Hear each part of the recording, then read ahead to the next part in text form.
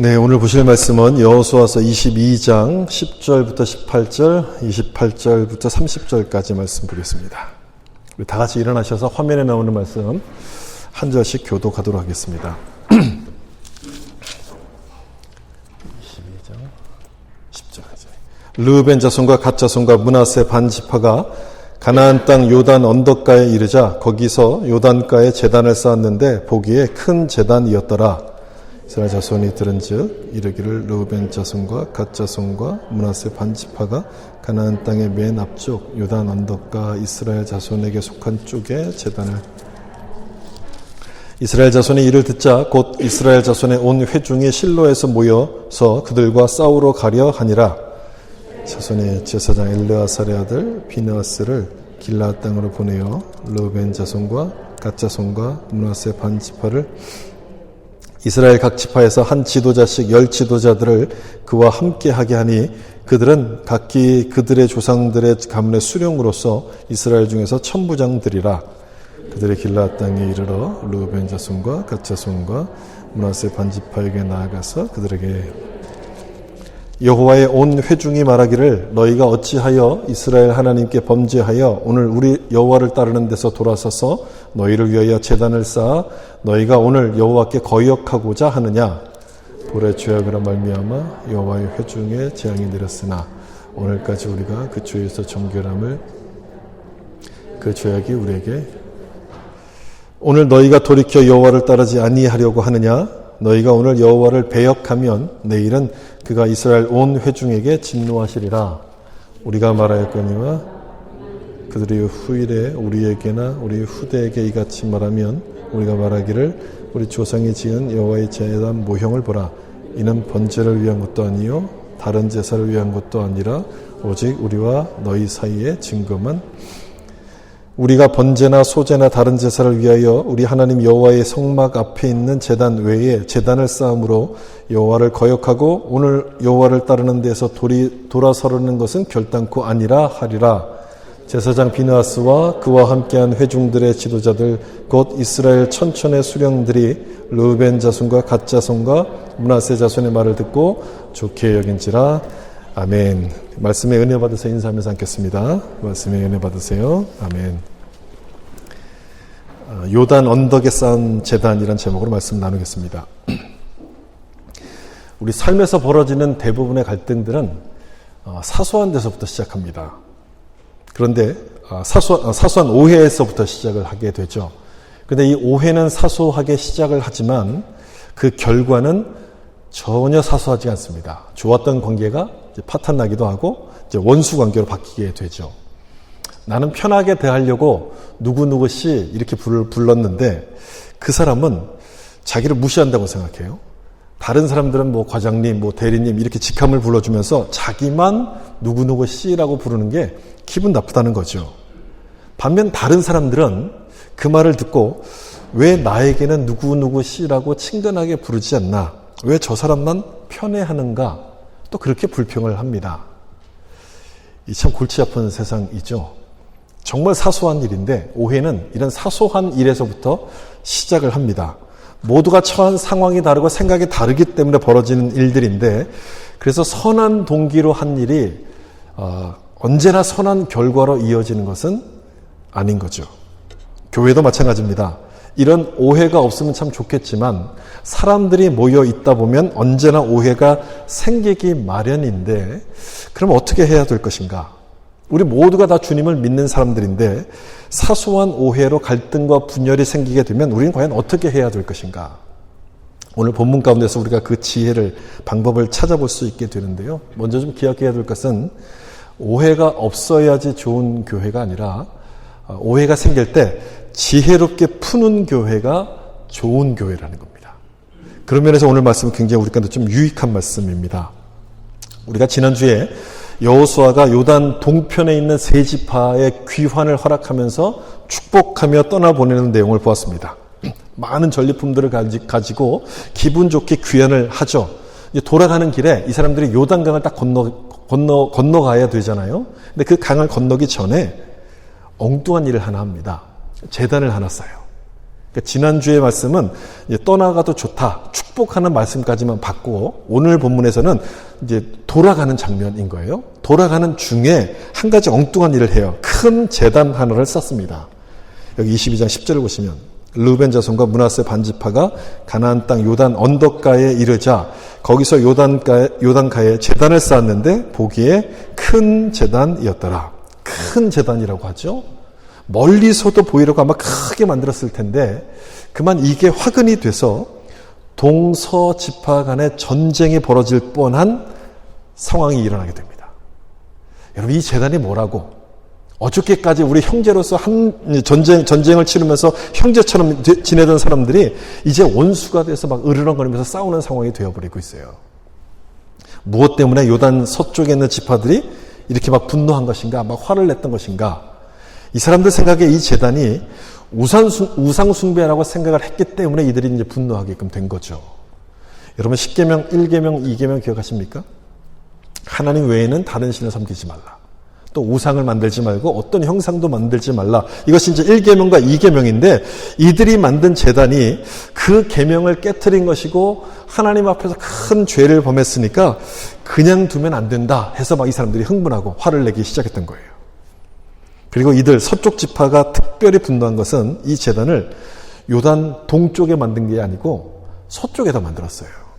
우리 10절을 읽었는데 우리 화면에 나오진 않지만 그 11절에도 보면요. 요단을 건너가기 전에 제단을 쌓았다 하는 말씀이 거기 이제 11절에 나와요. 그래서 화가 난 거예요. 요단을 동편에다 이제 만든 것도 아니고 서쪽에 놔뒀으니까 우상을 만든 이 사람들만 이제 벌 받는 게 아니고 자기들까지 벌 받게 만들었다라고 생각을 해서 이 사람들이 막 더 분노하기 시작했던 거예요. 어떤 상황인지 이해는 되죠. 그런데 오해였습니다. 오해였어요. 이 제단은 우상 숭배를 위해서 만든 제단이 아니었던 거예요. 오해한 거죠. 그러면 왜 이 제단을 만들었던 것일까? 모든 오해가 사소한 데서부터 비롯되는 것만큼 신중했어야 되는데 왜 이 제단을 만들었을까? 그것도 동편에 만든 게 아니라 서편에다 이것을 만들었을까? 22장 후반부에 그 내용들이 쭉 설명이 되는데요. 요약해보면 우리가 한민족이라는 것을 증거하기 위해서 만들었다. 이거예요. 나중에 우리 후손들이 딱 태어났을 때 요단 동쪽에 있는 이 사람들은 같은 민족이 아니라고 하면서 하나님의 축복에서부터 배제가 될까봐 한 민족임을 증거하기 위해서 이것을 만들었다. 이런 거예요. 이 말이 무슨 말인가 하면요. 당시의 좀 상황으로 돌아가 봐야 돼요. 이스라엘이 딱 완전히 만들어지기 전의 상황을 좀 이해하셔야 되는데 지난주에도 제가 잠깐 말씀드린 것처럼 이 요단강은요. 동쪽과 서쪽을 구분짓는 경계선이거든요. 지금은 이스라엘 안에서 이제 동쪽과 서쪽 이 정도의 이제 개념이지만 여호수아가 정복할 당시에는요. 요단강을 중심으로 완전히 다른 지역이었어요. 동서는 완전히 달랐어요. 요단강 도하 사건을 여러분 기억해 보시면 좀 이해가 될 것 같아요. 여호수아가 이 요단강을 건너가기 전에 얼마나 두려워했습니까? 이 강을 건너는 게 쉬운 거라면 언제든지 건널 수 있는 강이었다면 두려웠겠어요? 두려워할 리가 없죠. 이 그림 여러분 한번 기억나실 것 같은데요. 위에 있는 것은요. 요단강이 이제 비가 안 올 때 건기 때 모습이고 아래는 비가 많이 올 때 우기 때 모습이에요. 평소보다 비가 오기 시작하면 강폭이 넓어져요. 몇 배가 넓어져요. 깊이도 이제 몇 배로 불어납니다.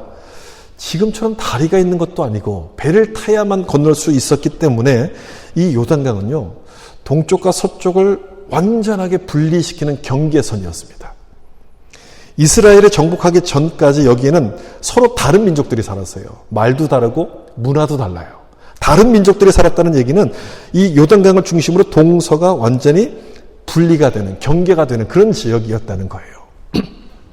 이런 상황이라면 요단강 동쪽으로 넘어가는 이 세 지파들 입장에서는 뭐가 염려가 됐을까요? 야, 저 사람들이 우리를 잊어버리는 거 아니야? 이런 염려가 생기는 거죠. 지금은 우리를 기억한다 할지라도 우리 후손들이 태어날 때가 되면 그때 모른다고 하면 어떻게 하나? 이런 염려가 생긴 거예요. 그래서 22절, 24절, 25절을 보시면 후일에 너희의 자손이 우리 자손에게 말하여 이르기를 너희가 이스라엘 하나님 여호와와 무슨 상관이 있느냐? 너희 르우벤 자손 갓 자손아 여호와께서 우리와 너희 사이에 요단으로 경계를 삼으셨으니 너희는 여호와께 받을 분깃이 없느니라 하여 너희의 자손이 우리 자손에게 여호와 경외하기를 그치게 할까 하여. 그래서 쌓았다는 거예요. 모른다는 것도 문제가 되는 것이지만 더 큰 문제는 하나님을 경외하지 못하게 할까 봐. 이방인들은 하나님을 예배할 수 없었거든요. 하나님을 경외하지 못하게 한다는 얘기는 자기들을 이방인 취급할 것이고 하나님께 받을 분깃이 없다. 너는 우리 민족이 아니다라고 이야기할까 봐 그게 두려웠다는 거예요. 그래서 하나님의 제단과 비슷한 모형을 만들어 놓으면, 이걸 만들어 놓고 나면 나중에 갔을 때 이거 봐라, 우리 조상들이 너희와 우리가 한 형제임을 잊지 말라고 만들어 놓은 것이 아니냐, 이렇게 말할 수 있다라고 생각해서 이걸 만들었다는 거죠. 한국에서 명절이 되면 이 북한 실향민들이 모여서 이 차례를 지내는 그런 곳이 있어요. 그 임진각에 있는 그 망향비라는 곳에 모이게 되는데, 고향인 북한을 갈 수 없으니까 거기 모여서라도 그리움을 이렇게 달래는 거죠. 이 그리움을 달래는 것도 목적이지만 더 중요한 목적은 이 기념비를 통해서 자신과 후손들에게 내가 누군가 하는 정체성을 심어주는 역할을 하는 겁니다. 요단 언덕에 세운 제단도 바로 그런 목적이었어요.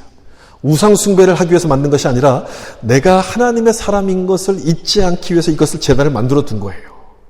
여러분, 그러고 보면 오해가 생기긴 생겼지만 분노한 서편 쪽이나 제단을 만든 동편 지파나 모두 다 하나님을 사랑하는 마음에서 한 일이에요. 이 서편 지파의 분노는 하나님의 싫어하시는 우상을 제거해야 된다, 이래서 분노한 것이고, 동쪽에 있는 지파들은 자기들 후손이 하나님의 사람으로 남아 있어야 되기 때문에 이 기념비를 만든 거예요. 모두가 다 하나님을 사랑하는 마음에서 한 거예요. 그러나 앞에서 말한 것처럼 선한 의도가 언제나 선한 결과로 이어지는 것은 아닌 거죠. 서로의 상황이 다르기 때문인데, 그래서 이 오해가 갈등과 분열로 번지지 않도록 만드는 게 중요합니다. 성급하게 화를 내거나 또는 감정대로 막 이걸 행동하기 시작하면 오해를 풀 기회조차 없이 극한 상황으로 막 치닫게 돼요. 여러분들도 그런 경우 다 있을 거예요. 막 화가 나갖고 엄청 막 뭔가를 쏟아냈는데 시간이 딱 지나고 보니까 아무 일도 아닌 거예요. 내가 왜 그렇게 화를 냈지? 아마 그런 적이 다 있을 거예요. 내가 옳다, 저 사람이 틀렸다, 내가 맞다라고 생각해서 우리가 흥분하게 되는 건데, 여러분 그때를 좀 조심하셔야 돼요. 화가 날 때를 조심하셔야 돼요. 화가 나면요, 생각이 일단 좁아집니다. 상대방의 말이 안 들려요. 내 것만 보여요. 내 생각만 맞아요. 내 것만 맞다고 주장하다가 자꾸 이제 그 뭔가를 이제 실수를 하게 되는 거예요. 우리가 얼마나 많은 그런 실수를 했습니까? 분노할 때 특히 조심하셔야 되는데, 이 분노는 오해를 갈등으로 키우는 도화선 같은 거예요. 판단력을 흐리게 만들고요, 나를 더 과격하게 만들어서 나중에는 내가 왜 싸우고 있지? 기억조차 나지 않아요. 이처럼 분노는 우리를 어리석게 만드는 것이기 때문에 성경에서 뭐라 말씀하냐면, 해가 지도록 분을 품지 말라, 빨리 잊어버려라, 빨리 털어버려라, 그렇게 말씀하고 있어요. 여러분, 제2의 사춘기, 갱년기가 되면 분노 조절 장애가 시작되죠. 그때를 넘으신 분들은 참 감사하셔야 될 거지만 그때를 맞이하고 계신 분들은 조심하셔야 돼요. 화낼 때 내 모습 보신 적 있습니까? 주로 없어요. 화낼 때 여러분 모습 한번 보세요. 막 화냈을 때 거울을 꺼내서 딱 보시면 내 모습이 무엇과 똑같으냐면 마귀의 모습이에요. 마귀의 모습. 성령의 열매는 오래 참음이잖아요. 사탄의 열매는 분노예요. 사탄은 화내는 사람을 정말 좋아해요. 쉽게 흥분하고 쉽게 화내는 사람을 너무너무 좋아해서 이 사람을 자기 앞잡이로 사용합니다.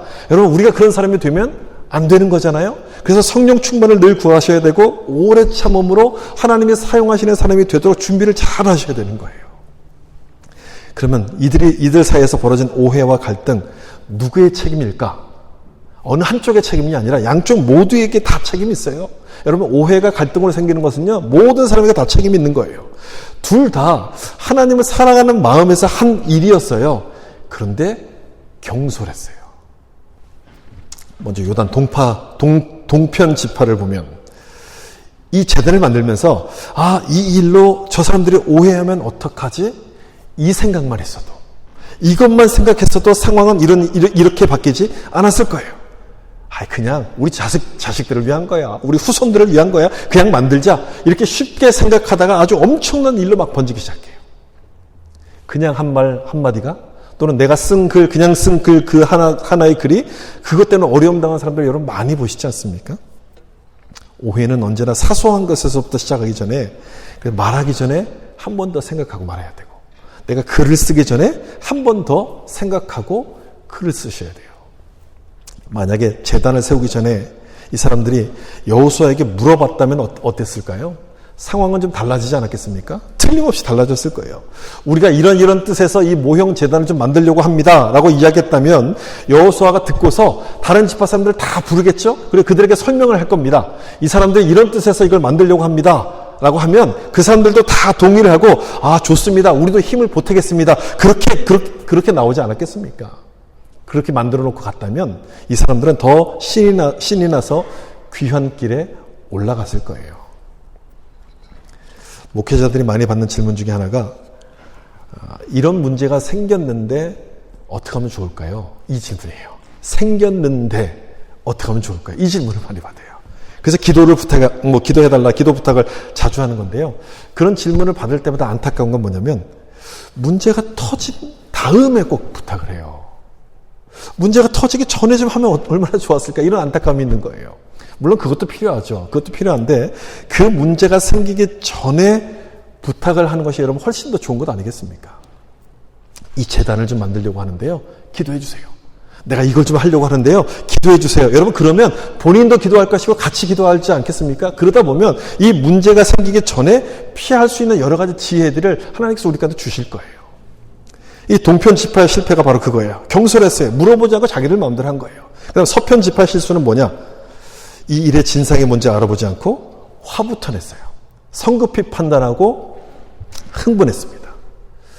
여러분 오해를 잘하고 쉽게 흥분하는 사람들의 특징이 뭐냐면 이 자기중심적인 사람들이에요. 언제나 내 입장에서 생각합니다. 그러다 보니까 오해를 잘해요. 상대방의 입장을 고려하지 않다 보니까 금방 막 분노해요. 이 서쪽에 있는 지파들도 마찬가지였어요. 제단을 세웠다는 소식을 듣자마자 이 사람들이 뭘 한 줄 아십니까? 여기 보세요. 본문의 12절 보시면 이스라엘 자손이 이를 듣자 곧 이스라엘 자손의 온 회중이 실로에 모여서 그들과 싸우러 가려 하니라. 그 소식을 듣자마자 싸울 생각부터 해요. 이건 우상숭배가 틀림없어. 이런 놈들은 막 이렇게 막 흥분한 거예요. 이런 놈들은 아마 그랬을 거예요. 방금 전까지 이 사람들을 떠나보낼 때 여러분 뭐라고 축복했습니까? 막 박수치고 참 좋은 사람들에게 형제들이라고 축복하면서 보낸 것 아니었습니까? 그런데 이런 놈들은 이렇게 바뀌어버려요. 혼을 내야 돼 하면서 무기를 들고 싸우려 합니다. 경솔했죠. 어떤 상황인지 해명을 듣고 했어도 충분했었는데 무턱대고 화를 내요. 힘으로 뭔가를 해결하려고 해요. 여러분 분노가 무서운 것은요. 좋았던 기억은 싹 잊어버리고 나쁜 것만 보게 한다는 거예요. 그래서 분노가 무서워요. 이 사람들이 실수했어요. 재단을 만든 거 실수했잖아요. 실수했지만 실수만 했습니까? 잘한 것들도 있었어요. 7년 동안 전쟁할 때 그 전쟁에 선봉에 서서 싸웠던 사람들이 이 사람들 아닙니까? 잘한 거 있었어요. 그런데 그 잘한 일은 싹 잊어버리고 나쁜 것만 봐요. 그래서요. 화가 날 때는 여러분 아무것도 하면 안 돼요. 화가 날 때는. 전화도 하시면 안 되고 카톡은 더 안 돼요. 아무것도 하면 안 돼요. 그 감정이 가라앉을 때까지 그냥 참아야 돼요. 그리고 난 다음에 연락을 해야지 나중에 후회할 일을 하지 않습니다. 이 사람들이 경솔해서 흥분한 것도 있지만 사실 진짜 이유는 따로 있어요. 이 일을 중재하러 갔던 이 비느하스, 제사장 비느하스의 말에 그 이유가 나타나는데 여기 22장 17절, 18절 앞부분 보시면 부올의 죄악으로 말미암아 여호와의 회중에 재앙이 내렸으나 오늘까지 우리가 그 죄에서 정결함을 받지 못하였거늘 그 죄가 우리에게 부족하여서 오늘 너희가 돌이켜 여호와를 따르지 아니하려고 하느냐. 비나스가 두 가지 예를 들었는데 첫 번째가 부올의 죄예요. 바알 부올 사건을 지금 여기서 얘기하는 거죠. 여러분 어떤 사건인지 기억하실 거예요. 이스라엘 백성들이 쭉 가나안으로 갈 때 시딤 광야에 딱 도착했을 때 모압 왕 발락이 발람이란 선지자를 통해서 이스라엘을 저주하라고 합니다. 실패하죠. 하나님께서 막으셔서 실패했어요. 그랬을 때 포기하지 않아요. 그래서 이 발람 선지자가 어떤 팁을 주냐면 모압 여인들을 통해서 유혹하라. 그럼 넘어갈 것이다. 이 팁을 줘요. 그래서 이스라엘 사람들이 정말 넘어가요. 우상숭배에 빠져요. 이때 하나님께서 진노하셔서 연병을 보내셔가지고 이 사람들을 죽이죠. 심판하시죠. 24,000명이 죽습니다. 이때 이 전염병을 멈추게 했던 사람이 바로 제사장 비느하스였어요. 이 비느하스가 모압 여인과 함께 들어가는 이스라엘 남자를 죽였을 때 이 전염병의 심판이 딱 멈춰요. 지금 이 사건을 언급하는 거예요. 이 사건을 언급하는 것은 몇 사람으로 시작한 우상 숭배가 2만 명이 넘게 죽는 엄청난 재앙으로 발전하는 것을 보았기 때문에 지금 이 사건을 언급하는 거예요. 좋게 말하면 학습 효과이고요. 나쁘게 말하면 트라우마예요. 트라우마는 상처로 남은 거잖아요. 그 기억 때문에 이 재단이 너희뿐 아니라 우리까지 망하게 만든다라고 지금 막 화를 내는 거예요. 두 번째는 이 사건이에요. 22장 20절. 세라의 아들 아간이 온전히 바친 물건에 대하여 범죄함으로 이스라엘 온 회중의 진노가 임하지 아니하였느냐. 그의 죄악으로 멸망한 자가 그 한 사람만이 아니었느니라 하니라. 두 번째 애가 아간 사건이죠. 여리고성 전투에서 하나님께서는 모든 전리품을 다 바치라 이렇게 말씀하셨는데 이 아간이 전리품을 훔칩니다. 그걸 숨겨요. 그 다음번 전투, 이 아이성 전투에서 이스라엘 백성들이 큰 패배를 당하게 돼요. 이 사건 역시 바알 부올 사건처럼 소수의 사람 때문에 이스라엘 전체가 대가를 치렀던 사건이었어요. 이 두 가지 사건에 대한 기억 때문에 요단 서편 지파가 막 흥분한 거예요. 이 사건을 통해서 한 사람의 죄가 공동체에게 전체 영향을 어떻게 끼친다는 것을 본 건 아닙니까? 그랬으니 제단을 쌓는다는 소식이 들리자마자 그 과거의 일이 재현될까 봐 무서워갖고 막 흥분하기 시작한 거예요. 여러분, 예전 일을 기억했다는 것은 잘한 거죠. 잘한 거예요. 과거의 사건을 잊지 않고 기억한 건 잘한 거예요. 그럼 뭘 잘못한 겁니까? 기억은 했는데 적용을 잘못해요. 기억은 하는데 적용을 잘못해요. 우리도 많이 그러잖아요. 말씀은 아는데 이 말씀은 엉뚱한데 적용하잖아요. 이 사람들도 마찬가지였어요. 기억은 했는데 적용을 잘못했어요. 너 때문에 나도 벌 받는다. 이렇게 적용을 해요. 피해의식으로 작용을 한 거죠. 과거의 사건을 교훈으로 삼았다면 다른 사람들을 이해할 수 있는 수단이 되는 것이지만 상처로 나오면, 트라우마로 나오면 피해의식으로 작용해요. 예를 들어서 하나님께서 이웃을 사랑하라고 말씀하셔서 내가 열심히 이웃에게 선을 베풀고 뭔가를 섬겨줬어요. 뭔가를 열심히 잘했어요. 그런데 그 사람이 나를 배신했다면, 배신을 당했다면 이 사건을 교훈으로 삼는 사람은 이렇게 할 거예요. 아, 그렇구나. 그래, 나도 그렇지. 저 사람도 뭔가 이제 급한 일이 있었을 거야. 그러면서 사람을 이해합니다. 우리 다 연약한 사람이지. 더 품어주려고 그래요. 그리고 배신을 당하더라도 그 마음에 견딜 수 있는 마음들이 생겨요. 근데 이 사건을 상처로 받는 사람은 세상에 믿을 놈 하나도 없어. 교회 다녀도 다 똑같아. 그러면서 마음을 꽉 닫아버려요. 여러분들은 어느 쪽이십니까? 좋은 점을 보기보다 안 좋은 것만 봐요. 비난거리부터 찾아요. 그러다 보면 상대방의 선한 의도로 하는 것도 오해하기 시작하고 죄 없는 형제를 원수로 만들어버리게 되는데 이 서편 지파가 바로 이런 경우였어요. 과거의 사건을 통해서 서로를 이해하고 감싸주는 쪽으로 가기보다는 너 때문에 나도 죽게 생겼다. 너 때문에 내가 피해를 본다라고 생각하면서 막 싸우려고 그래요. 흥분해요. 그래서 여러분, 오해가 참 무서운 거예요. 근데 감사한 것은 이들이 오해가 더 커지지 않고 이 오해를 풀었다는 거예요. 참 감사한 부분이에요. 여기가 참 중요한 부분이죠. 오늘 본문의 핵심은 바로 그거예요. 오해가 생겼다는 게 아니고 오해를 풀었다. 어떻게 오해를 풀어가는가가 오늘 본문의 핵심이에요. 흥분을 멈추고 진상조사를 위해서 이 비느하스와 나머지 지파의 리더들을 동쪽으로 보내가지고 해명을 다 듣습니다. 그리고 해명을 듣고 난 다음에 이 모든 오해가 풀어지게 돼요. 이런 내용인데 여기서 좀 이상한 부분이 하나가 있어요. 12절과 13절인데 제가 화면에 찾지는 않았습니다. 12절에서는요 막 싸우자고 흥분하는 사람들의 모습이 나와요. 13절에서는 갑자기 비느하스와 모든 진상조사단을 동쪽으로 보내는 장면이 나와요. 막 이렇게 당장이라도 뭔가 싸울 것처럼 전쟁을 할 것처럼 이렇게 흥분하던 사람들이 갑자기 멈춰요. 근데 왜 멈췄는지 설명이 없어요. 12절과 13절 사이에 뭔가가 분명히 있었는데 그 사건에 대한 내용이 없어요. 누군가가 개입했다는 거겠죠. 누가 개입했을까요? 하나님께서 개입하셨을 거예요. 이 동쪽 지파의 의도가 나쁜 것이 아닌 것을 아셨기 때문에 여호수아를 통해서 이 갈등 가운데 있는 이들을 중재할 방법을 찾도록 개입을 하신 거예요. 하나님께서 개입하시는 거예요. 좀 전에 이 과거의 사건을 교훈으로 삼으면 피해의식이 되지 않고 상대방을 이해하고 내 자신이 성숙해진다고 제가 말씀드리지 않았습니까? 이스라엘 백성들도 그랬었으면 훨씬 더 좋았을 텐데. 그 한 사람으로 인해서 전체가 심판을 받게 됐지만 또한 그 심판 속에서 구원하시는 하나님의 은혜를 경험하지 않았습니까? 한 사람 때문에 전체가 고통받는다는 것만 경험한 게 아니고요. 구원받는 하나님의 은혜도 같이 경험을 했거든요. 그거를 교훈으로 삼았더라면 흥분하기보다는 하나님께서 이 방법을 어떻게 해결할 것인가를 좀 물었어야 되는 거죠. 그렇지 않습니까, 여러분? 하나님께 물었어야죠. 그럼에도 여전히 깨닫지 못하고 흥분하고 있으니까 하나님께서 개입하시는 거예요. 여호수아를 통해서 비느하스를 파견해서 해명을 듣도록 지혜를 주세요. 그래서 이들이 흥분을 멈추고 조사단을 파견하게 되는데, 이 장면에서 오해를 푸는 방법을 하나님께서 알려주시죠. 뭐냐면 흥분을 멈추고 해명을 들어봐, 이거예요.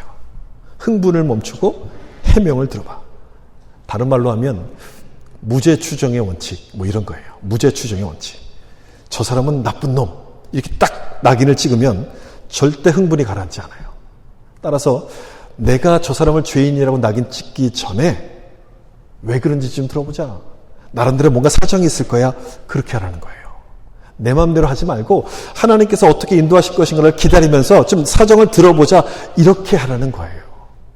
우리도 여러분 오해 때문에 얼마나 어려웠던 적이 많습니까? 그런 경험을 내가 했기 때문에 그 경험을 교훈으로 내가 받아가지고 나도 똑같이 다른 사람에게 그렇게 하라는 거예요. 그런 사람이 성숙한 사람이고 하나님의 인도하심을 신뢰하는 사람인 거예요. 오해를 푸는 방법이 뭐라고요? 흥분을 멈추고 해명을 들어보는 거예요. 내가 모르는 뭔가 있겠지, 다른 뭔가 사정이 있겠지, 이렇게 생각하면서 해명을 들어보는 거예요. 중재자 비느하스가 그래서 동편 지파로 가서, 동쪽으로 가서 이제 이 사람들의 설명을 다 듣습니다. 그리고 그 모든 설명이 잘 이해가 돼서 좋게 받아들이면서 이 모든 갈등이 다 일단락이 되는데, 이때 이 동쪽에 있는 지파들이 설명하는 내용도 좀 주목해서 보셔야 되는데, 제가 시간이 없어서 간단히 설명만 하고 말할게요. 뭐라고 해명하냐면요, 하나님의 이름을 여러 번 언급합니다. 해명하면서 하나님도 우리 사정 아시지 않습니까? 하나님도 다 아시지 않습니까? 이런 내용들이 그 안에 계속 나와요. 하나님의 이름이 여러 번 언급이 돼요. 여러분, 왜 하나님의 이름을 언급할까요? 하나님께서 이 문제를 풀어주시길 지금 기도하는 거예요. 그리고 이 상황 가운데서 개입하셔서 잘 마무리될 수 있기를 지금 기도하는 마음 갖고 지금 해명을 하는 거예요. 그랬더니 이 해명을 비느하스가 듣고서 그대로 잘 받아들여요. 잘 보세요, 여러분. 어떻게 오해가 풀리는가를 보셔야 되는데, 하나님께서 개입하셨더니 풀립니다. 하나님이 개입하시니까 풀려요. 내가 설명을 잘한 것도 아니고 내가 뭔가를 지금 능력이 있어서 풀리는 게 아니라 하나님이 도와주셔야지만 풀려요. 사람의 마음을 내가 어떻게 바꿉니까? 하나님이 도와주셔야지만 풀리는 거예요. 비느하스를 파견한 것도 하나님께서 여호수아에게 주셨던 지혜 아니었습니까? 그 비느하스를 통해서 진상조사를 하게 하시면서 이 사람들의 흥분이, 오해가 풀리고 흥분이 가라앉기 시작해요. 그런 거죠, 여러분. 오해가 풀리고 오해가 생기고 갈등이 생길 때는 내가 해결하려고 하지 말고 하나님의 지혜를 구하는 게 첫 번째예요. 하나님 좀 도와주세요. 우리에게 막혀있는 모든 오해를 좀 풀어주세요. 그래야지 오해가 풀려요. 여호수아가 파견했던 이 비느하스, 하나님께서 비느하스를 파견하도록 지혜를 주셨잖아요. 이 파견한 비느하스는요, 제사장이었어요. 그래서 성령 충만한 사람이었어요. 그랬으니 이 동편 지파가 정말 간절한 기도하는 마음 갖고 했던 그 해명을 듣고서 진심인 줄 알고 모든 상황을 종료시킵니다. 그래서 마지막 결론은 이렇게 돼요. 33절 보시면 같이 한번 읽어볼까요? 그 일이 이스라엘 자손을 즐겁게 한지라 이스라엘 자손이 하나님을 찬송하고 르우벤 자손과 갓 자손이 거주하는 땅에 가서 싸워 그것을 멸하자 하는 말을 다시는 하지 아니하리라. 반전이 일어났어요. 싸우자며 흥분했던 사람들이 즐거워해요. 더 이상 뭐 죽이자 싸우자 이런 말을 하지 않아요. 여러분, 이 일을 중재하도록 비느하스를 보내잖아요. 누가 보내도록 하십니까? 하나님이 보내도록 하셨어요. 하나님이 주신 지혜였어요. 이 일을 중재하도록 보낸 하나님의 사람이 제사장 비느하스였어요. 여러분, 이 비느하스는 제사장이잖아요.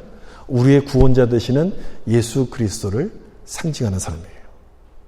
우리가 다른 사람을 이해하고 그 사람을 받아줄 수 있는 것은 예수님의 십자가 때문에 그런 겁니다. 에베소서 2장 있는 말씀처럼 그는 우리의 화평이신지라 멀리 있던 너희가 그리스도의 피로 가까워졌느니라, 이런 말씀이 나와요. 우리가 화목할 수 있는 것은요, 성격이 좋아서 그렇게 되는 게 아니에요. 내가 능력 있는 사람이라서 그렇게 되는 것이 아니라 십자가로 하나가 되었기 때문에 그렇게 되는 거예요. 내가 십자가로 구원을 받은 것처럼 십자가의 눈으로 보기 시작하면 상대방의 허물을 감싸줄 수 있기 때문에 그렇다는 거예요. 오해를 풀려면 흥분을 멈춰야 되는데 이건 십자가 아니면 불가능해요. 십자가로만 가능해요. 내가 기분 나쁘고 화나 있는 상태는 십자가로만 가능해요. 나 같은 죄인을 구원하신 그 십자가의 은혜를 기억하면 흥분했던 마음이 가라앉아요. 그리고 다른 사람의 잘못을 품어줄 수 있는 여유가 생기기 시작해요. 중재자 비느하스가 이들의 오해를 풀었던 것처럼 오해와 갈등을 해결할 수 있는 길은 우리의 중재자 되시는 예수님을 의지하는 거예요. 예수님, 그 주님을 기억하는 거예요. 십자가를 기억하는 거예요. 그 길밖에 없는 거예요. 그러면 십자가를 기억하면 나도 부족한 사람인 것이 깨닫게 되면서 내가 왜 이런 문제 갖고 화를 내지? 내가 왜 이런 거 갖고 내가 흥분하지? 마음이 가라앉기 시작해요. 그러면 내가 모르는 뭔가 사정이 있을 거야. 뭔가 이유가 있겠지라고 생각하면서 이해할 수 있는 마음이 생기기 시작해요. 혹시 오해 때문에 갈등하고 또 고민하고 있는 분들이 있다면 오늘 이 말씀을 기억하시면서 감정대로 하지 마시고요. 하나님께 기도했으면 좋겠어요. 이 오해를 풀 수 있도록 하나님께 기도하시고 또 이 문제를 풀 수 있는 그런 지혜, 또 내 마음을 다스려 달라고 여러분 꼭 하나님 앞에 기도하셨으면 좋겠어요. 제가 앞에서 성령의 열매는 오래 참음이지만 사탄의 열매는 분노라고 말씀드리지 않았습니까? 분노하면 속이 시원할 것 같잖아요. 아니에요. 속이 더 상해요. 더 괴로워요. 반대로 오래 참으면 힘이 들 것 같잖아요. 아니에요. 33절에 보듯이요. 기쁨이 생겨요. 오래 참으면 기쁨이 생겨요. 이건 성령의 열매이기 때문에 그래요. 오래 참으면 기쁨이 생기는 거예요. 오해가 갈등으로 번지는 것이 아니라 상대를 이해할 수 있는 기회로 받아들이는 거예요. 그래서 기쁨이 생기는 거예요. 서두에서 제가 좋은 교회는 오해가 없는 교회가 아니라 오해를 지혜롭게 풀어가는 교회가 좋은 교회라고 말씀드리지 않았습니까? 그 말의 의미는 살다 보면 우리 삶에는 오해가 없을 수 없다는 얘기예요. 모든 곳엔 다 오해가 있어요. 그런데 그 오해를 어떻게 푸느냐? 잊어버린다고 풀리지 않습니다. 그 상대방을 안 본다고 해결되지 않아요. 그걸 풀어야만 이게 풀리는데 이 오해를 풀 수 있는 지혜를 누가 주시느냐? 예수님이 주신다는 거예요. 예수님. 우리의 중재자 되신 이 예수님을 바라보고 십자가의 은혜를 믿고 맡기면 오해를 넘어서 이해할 수 있도록 우리 마음을 변화시켜 주시는 거예요. 여러분, 이해는 영어로 understand 아닙니까? 그 단어를 두 개를 좀 쪼개보면 understand예요. 아래에 서다. 겸손한 사람이란 얘기예요. 십자가의 은혜를 아는 사람이란 얘기예요. 근데 오해는 반대예요. 내가 최고고 내가 맞고 이렇게 내가 중심이다. 교만한 사람의 모습이 바로 오해하는 모습 아닙니까? 따라서 이 오해를 해결할 수 있는 열쇠는 이해밖에 없어요. 이해로 해결하는 거예요. 나 같은 죄인을 용서해 주신 그 십자가의 사람을 믿는 사람만이 이 이해라는 해결책 열쇠를 가질 수가 있는 거예요. 여러분, 우리가 그런 사람들이 되어야 되는 것 아니겠습니까? 사람들은 오해로 상처를 받지만 이해해주는 그 한 사람 때문에 위로를 받아요. 여러분, 우리가 그런 사람이 되어야죠. 이 오해와 편견으로 가득 차 있는 이 세상에서 이해해주는 사람이 되어서 십자가의 사랑을 전하는 그런 사람들이 우리가 되어야 하지 않습니까? 십자가를 바라보면 어떤 것도 받아줄 수 있어요. 십자가를 의지하면 어떤 상황도 우리가 인내하고 받아들일 수 있어요. 이해할 수 있는 마음이 생겨요. 사랑하는 성도 여러분, 그렇게 하셔서 오해를 이해로 바꾸고 분노를 기쁨으로 바꿀 수 있는 성령의 사람들이 되시기를 예수님의 이름으로 축원합니다.